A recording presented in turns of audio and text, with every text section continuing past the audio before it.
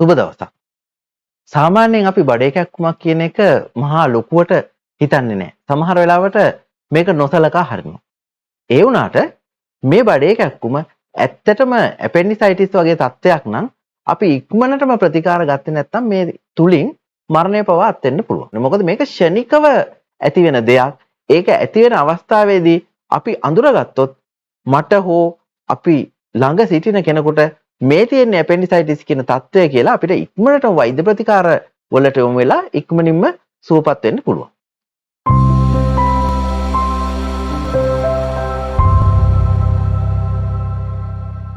ඉතින් අපි මුලින්ම බලමු මේ ඇපෙන්ඩිසයිටිස් කියන්නේ මොකක්ද කියලා.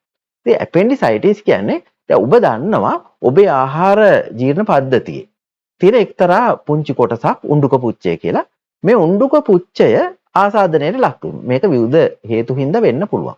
මොකද සමහර වෙලාවට විවිධ කොටස් මේ උණ්ඩුක පුච්චයට ගිහිල්ලා ඒක පිරීලා සමහර වෙලාවට මේක ආසාදනය වෙන්න පුළුවන්. ඉතින් මේ ආසාදනය වෙච්ච උණ්ඩුක පුච්චය සමහර වෙලාවට පුපුරලා යන්නත් පුළුවන්. ඉතින් මේ පුපුරලා යාමේ අහිතකර ප්‍රතිකාරයක් විදිහට ඔබ විවිධ සංකූලතා වලට භාජනය වෙන්නත් පුළුවන්. ඒ හරහා මරණය සිද්ධ වෙන්නත් පුළුවන්. මේක පොඩි කාලයකදී වෙන්න පුළුවන් දෙයක්. ඉතින් ඒ නිසා රෝග ලක්ෂණ මතුවෙනකොටම ඔබට පුළුවන් නම් අඳුන ගන්න මේ ඇපෙන්ඩිසයිටිස් කියලා ඉක්මනටම රෝහලක් වෙත ගිහිල්ලා වෛද්‍ය ප්‍රතිකාර ලබා ගත්තොත් ඉතා ඉක්මනින් සුවපත් වෙලා ගෙදර එන්නත් පුළුවන්. ඉතින් අපි බලමු කොහොමද අපි රෝග ලක්ෂණ වලින් ඇපෙන්ඩිසයිටිස් කියන එක අඳුනගන්නේ කොහොමද කියලා. ඉතින් ඇත්තටම මේ ඇපෙන්ඩිසයිටිස් කියන තත්ත්වය ඇති වෙනකොට බඩේ වේදනාව වෙන්නේ ගොඩක් වෙලාවට දකුණු පැත්තේ. ඒක අපි හොඳින් අවබෝධ කරගන්න ඕනේ.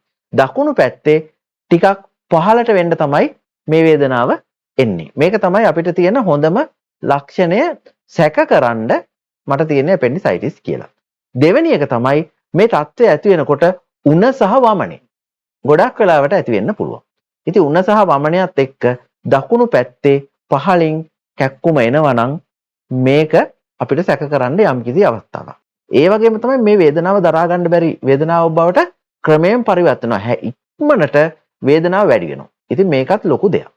ඉතින් මේ වේදනාව පැතිරෙන්නේ නැහැ. ගොඩක් වෙලාවට එකම තැනකින් තමයි වේදනාව වෙන්නේ. ඉතින් එකම තැනකින් කියන්නේ නිශ්චිත තැනක් තියෙනවා. කොහෙද? උණ්ඩුක පුච්චයේ තියෙන තැන. කොහෙද? දකුණු පැත්තේ පහළට වෙන්නේ.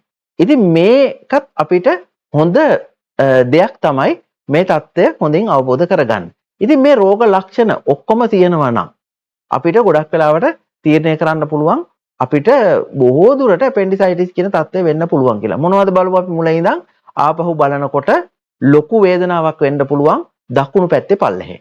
ඒ වගේම උණ සහ වමනය මේක ඇති වෙන්න පුළුවන්. ඒ වගේම තමයි එකම තැනකින් තමයි මේ කැක්කුම එන්නේ. ඒ වගේම තමයි බඩේ මේ ලොකු අපහසුතාවයක් වෙනවා. ඒ වගේම තමයි ඊතා වේගෙන් වේදනාව වැඩි වෙනවා. ඉතින් මේ ඔක්කොම ලක්ෂණ තියෙනවා නම් අපි සැක කරනවා අපිට ඇපෙන්ඩිසයිටිස් තියෙනවා කියලා. මේක තීරණය කරනවා නෙමෙයි සැක කරනවා. ඇයි සැක කරන්නේ? මෙහෙම සැක කරපුවාම අපිට සිද්ධ වෙනවා අනිවාර්යයෙන්ම ඉක්මනටම රෝහල් ගත කරන්න මේ රෝගියව.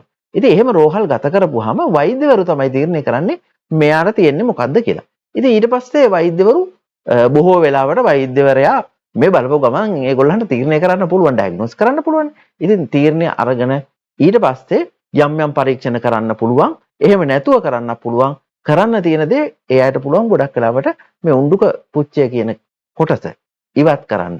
ඇපෙන්ඩිසෙක්ටමි කියලා කියනවා.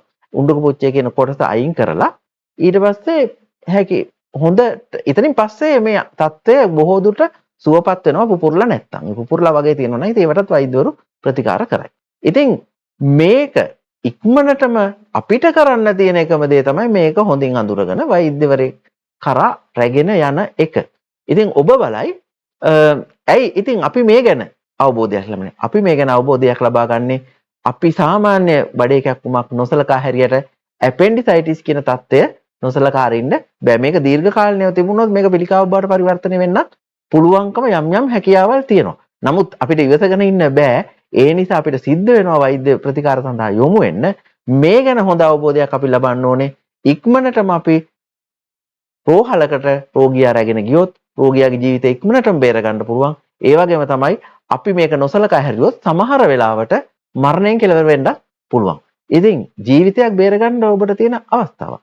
ඉතින් ඒ නිසා මම දැනුත් කියන්නේ පුළුවන් තරම් ඔබ මේ දැනුම ලබා ගන්න. දැනුම ලබාගෙන ඔබ දැනුවත් වෙන්න ඒ වගේම තවත් කෙනෙක් දැනුවත් කරන්න. ඒ වගේම තමයි හදිසි අවස්ථාවකදී මේ දැනුම නැවත මතකයට ගන්න. මතකයට අරගෙන එහෙම නැත්නම් වීඩියෝ එක ඉක්මනට බලන්න.